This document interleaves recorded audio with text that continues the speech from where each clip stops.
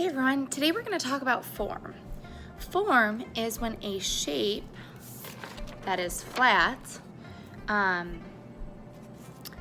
sides, a top, a bottom. This is a form, okay, because you have to think about the whole 3D form.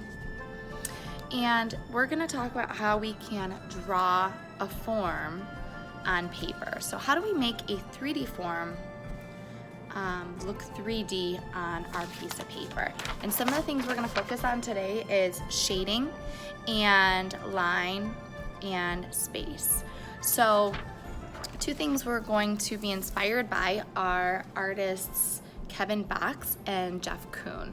Both of those artists, Jeff Kuhn's, created a bunch of huge sculptures that look like balloon art, but instead of these small little balloon arts, he made them huge sculptures. And Kevin Box was able to make huge sculptures of origami. So what's really cool about those two artists is they took something that's normally so small and they blew them up. And so sometimes artists can really get their message across just by changing the size of their artwork. So today we're gonna change, instead of making them 3D, we're gonna try to make them 2D, but we're going to try to make them look 3D. All right, so let's go ahead and get started on this illusion. All you need today is a pencil and paper and eraser. All right, so go ahead and set up some lighting. If you're using your own origami that you're gonna be looking at, you want some type of light so that it gives it a nice shadow and you can be drawing those shadows. So you probably are looking at the shadow at a different angle than I am, so my drawing might look a little different than yours. I'm gonna start with this big triangle to the right. So draw a triangle on an angle to the right corner. Then I'm going to add another triangle facing upward, and I'm gonna draw lines down the middle to show where the folds are. Next, I'm gonna do a triangle angling the other way. Nice tall one, and then two short ones for the nose part. And then I'm going to draw the long triangle part that connects it down to the bottom. The tail, long triangle again. And then a small triangle where the fold is, and a tall one that's partially seen because of it's in the back. Now I'm going to start to shade, and this is where we show our form by shading each shadow. So I'm going to start with the shadow on the ground. So first this shadow over here, I'm just going to lightly shade it, which means I am pushing down at a medium.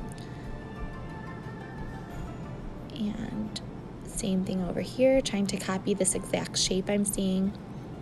Again, my angle's a little different than what the camera's at, so it might not look the same for you, but this is what I'm looking at.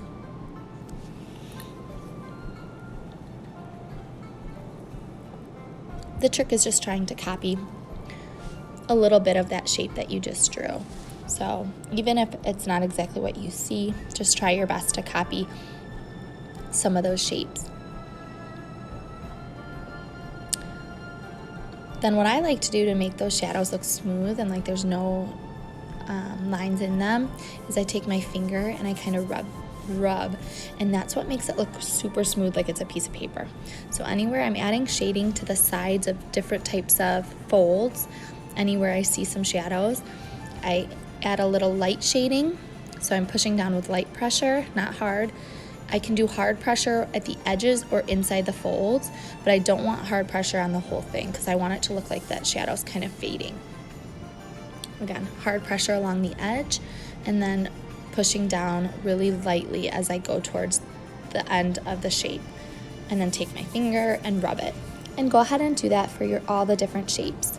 I'm gonna keep this wing over here, the lighter one. And what's nice is you can use your eraser. So if there's certain parts that are bright white, go back and use your eraser to brighten those whites up again. I just noticed that I messed up this shape here, so I'm just kind of fixing it.